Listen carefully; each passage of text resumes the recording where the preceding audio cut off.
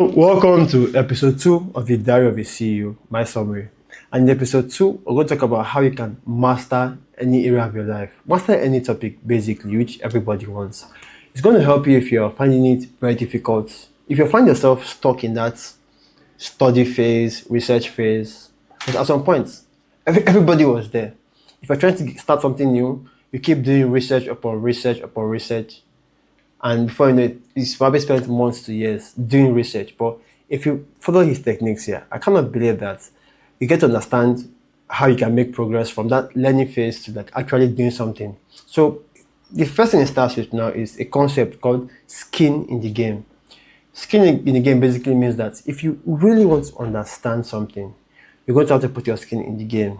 If you really want to, if you really want to maybe understand crypto, you're going to have to purchase some crypto mines. Is it mines or crypto coins? Which I call them shitty coins. To be very frank, I feel like I know crypto without investing, but although he makes an argument that you will not really understand it until you have skin in the game, until you have purchased it. Now he says that another reason this thing helps is because scientifically we are risk averse because when we have skin in the game, you are much more invested. So you are forced to pay closer attention to it now. So like I said, that's how he said. Then he says that if you can't put in money right, you can probably make like a public commitment, maybe on a social media profile or to someone, telling them that you are doing this and you want them to hold you accountable to that.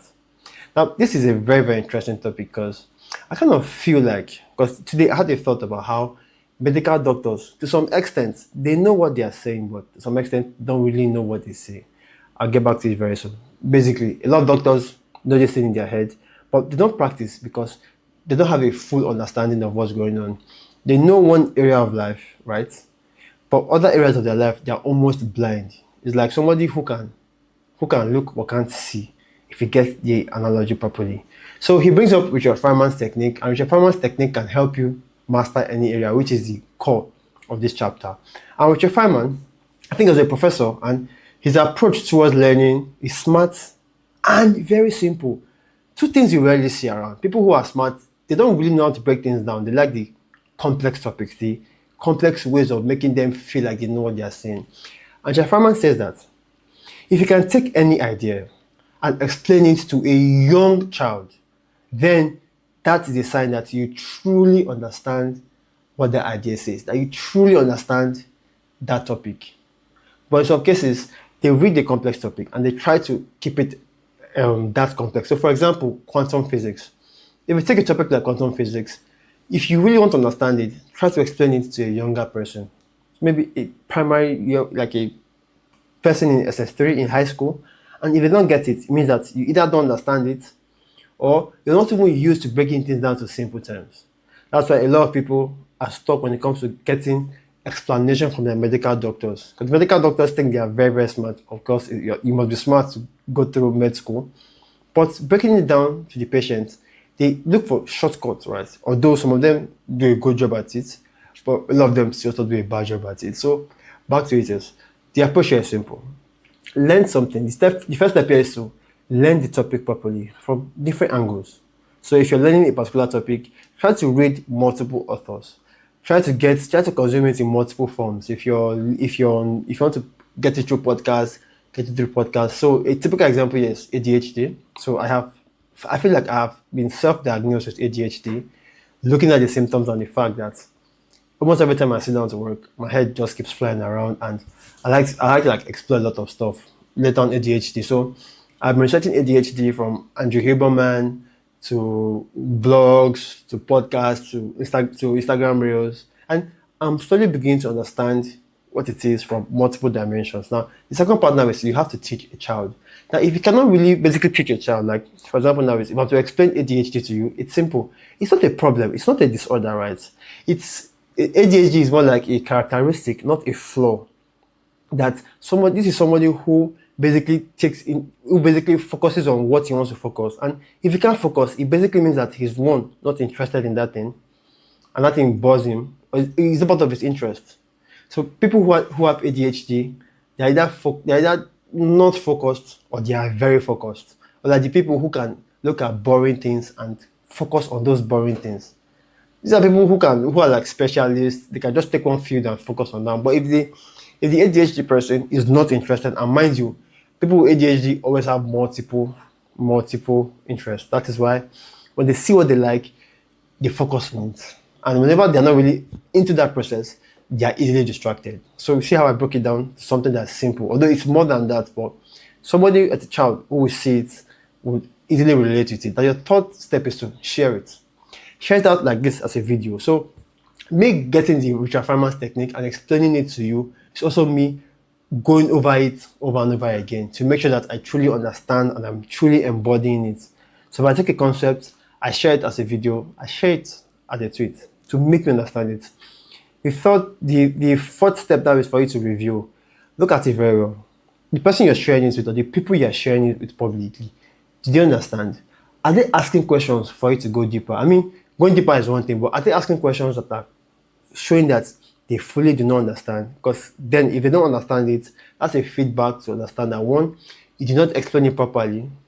So you can look back and ask yourself, okay, do I have to re-explain it? Or is it that I couldn't break it down to simple terms? Because to some people, they don't know how to think in simple terms. Or is it that I spoke in simple terms, right? But I did not quite get the point. Those are two separate things. So if you're able to use simple terms and you're able to use simple terms, what that means is there's a high chance you fully do not understand the concept. Now, simple terms is simple. Do not bring in any industry jargon. I brought in ADHD without even mentioning any scientific part of neural pathways, dopamine, and the likes. Cut that out. That is if you truly understand it. Your last step is for you to review. Okay, which is the first step, for you to review what you have explained to other people, for you to know what you have taught to other people. And this makes sense why a lot of teachers, they kind of like, they get much more in-depth knowledge the more they teach that particular subject. At some point, that subject just feels boring to them. I don't know how they do it, but at some point, I don't really think they know too much, but the entire point is teach it. And this is one secret I had in school, because in my college days, I used to teach a lot of people, a lot of topics. And that was my real secret towards passing exam. As in looking back at it, that was my real secret. So we'll be in class. The funny thing that I used to zone out in class. People were wondering how I could sleep through almost all my classes and still pass. Just looking back at it, that was the answer. A lot of people would come to my room. Obviously, I had like a lot of extra YouTube help.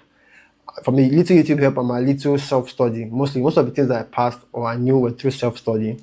I study a little bit from YouTube and they come to meet me and I teach them. Sometimes we review it on the spot, right? It's also the ability for you to review things on the spot is also important. To go back and say, okay, fine.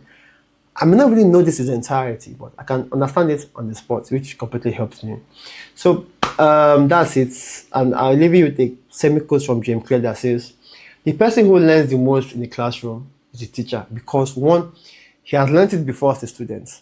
And now he's learning it again now that he's passing the knowledge down. It's kind of funny that it comes together with this idea of give and you shall receive, right? Because if you're giving the knowledge, you're also receiving it at the same time. See how everything connects? Now, it says that, I'll leave you the quotes that I got from the book. It says, you don't become a master because you are able to retain knowledge. You become a master when you are able to release it. Remember when I said, the more you give, the more you receive. It's a law of nature, and it just plays out in this case. So thank you very much. I really hope you're enjoying this book series, The Diary of a CEO. If you want me to go deeper into any book, well, I'm not going to summarize book. I just basically share books that I read and how the ideas play out in real life and how they can become practical for people. Because when I started my self-improvement journey, a lot of the ideas, right, were not really practical to me.